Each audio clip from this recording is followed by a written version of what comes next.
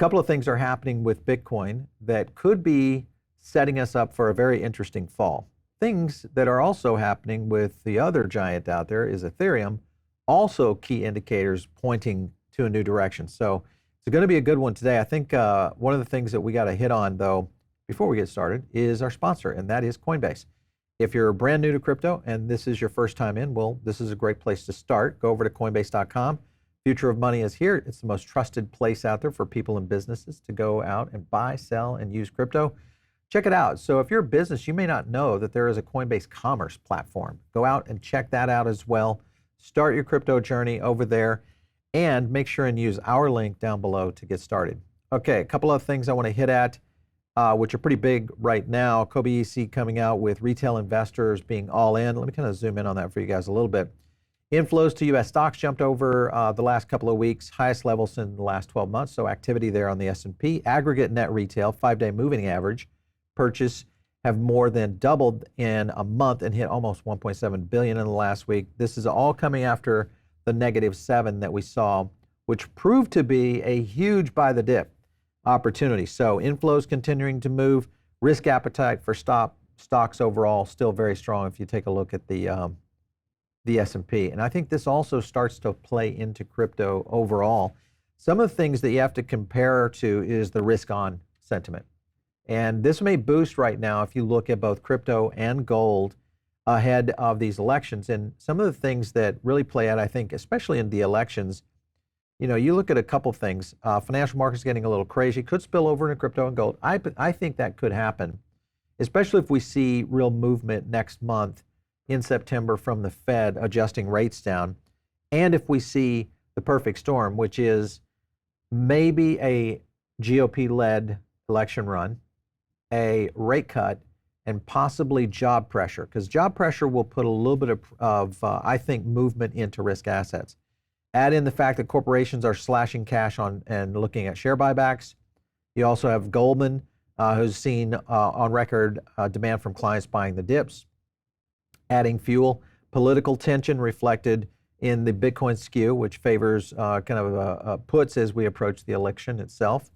So you can kind of see there's a very interesting, you know, situation brewing here, and I think this is something that we'll continue to see. So this may be our last real chance when you look at the market conditions and what is happening both from a political landscape, from an economic standpoint, a macro standpoint, and also the appetite for investors. Is this our last shot to get Bitcoin at these 50K to 60K ranges? This is an interesting time. Kobe also comes in a typical bar gold, now costs around $1 million. Over the past year, the value of gold, weighing 400 ounces, has surged by 32%.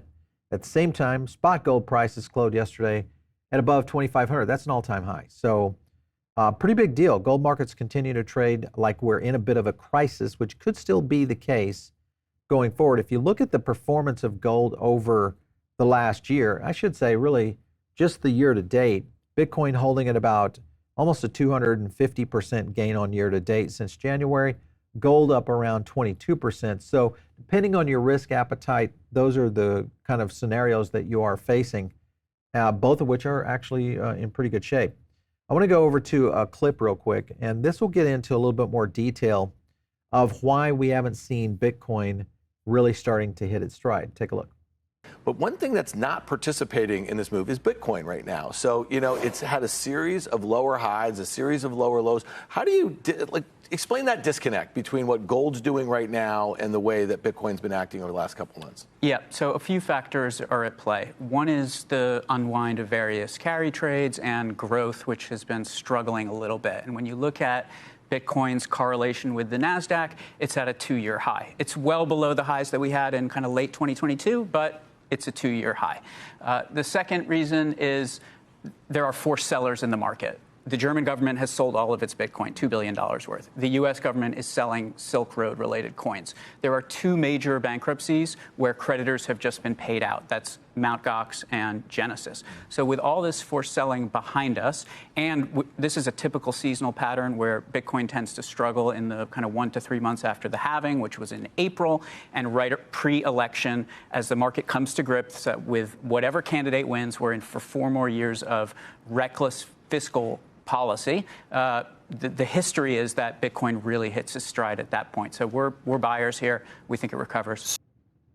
So Sigel, Matthew Sigel there from VanEck, I think he hits on all the points. You know, he's nailing it in the sense of timing, the sense of what we've seen over the last 3 months, and also the cycle lined up again, like we were talking earlier, with that perfect storm of potential conditions that could really take Bitcoin and many of the digital assets out there to a whole new spot, especially for the risk, interested out there in the markets as a whole.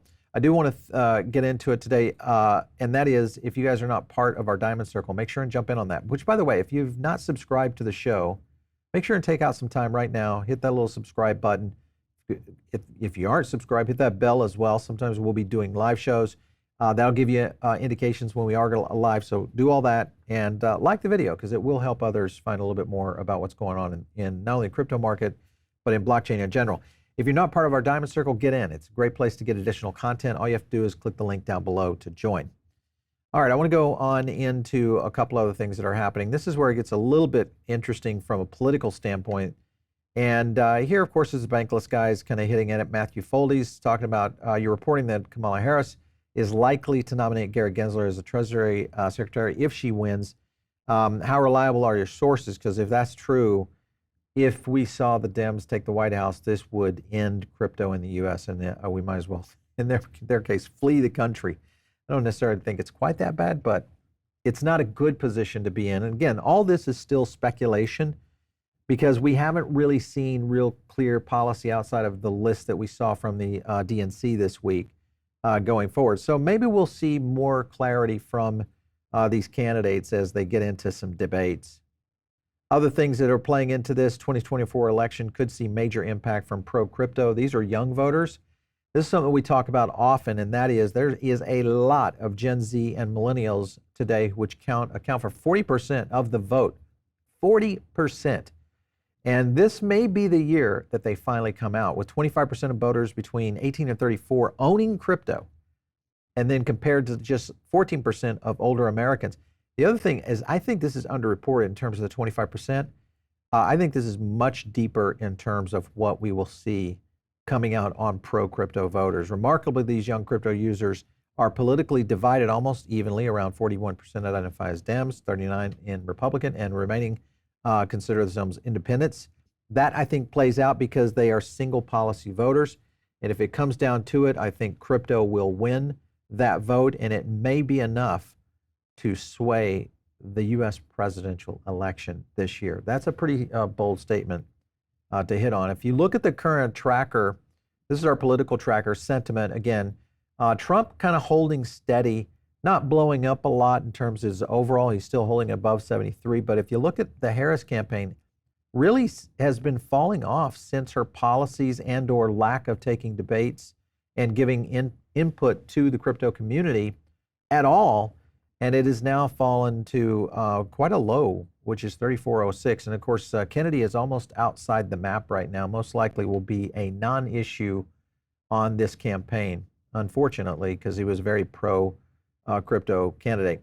Donald Trump says he'll also offer Musk a cabinet position if he's elected. This would be interesting because, as we all know, Elon operates kind of on the first principles model.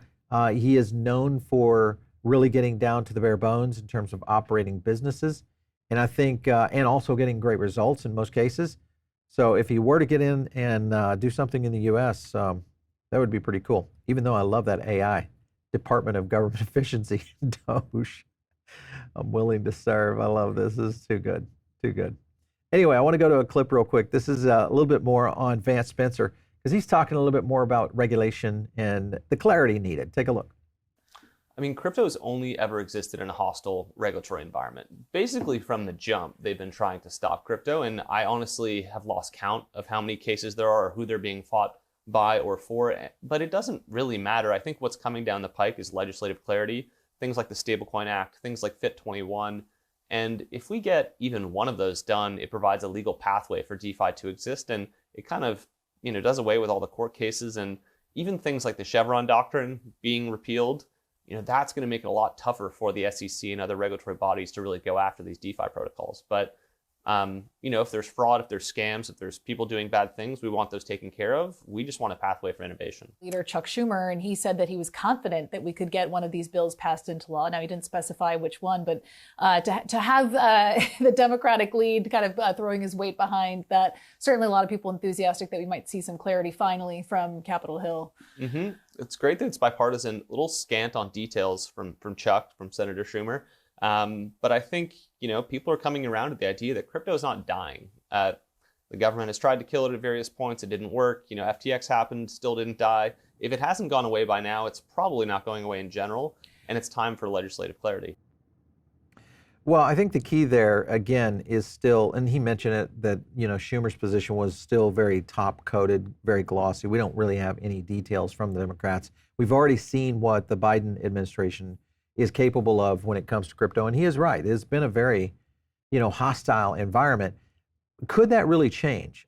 I believe that we are in for a big challenge if we continue to see the current administration hold the position, at least based on what we're hearing so far. That could change, of course, with just clear policy and clear action. That's all it would take. And I think that's what American voters are really asking for when you really boil it down.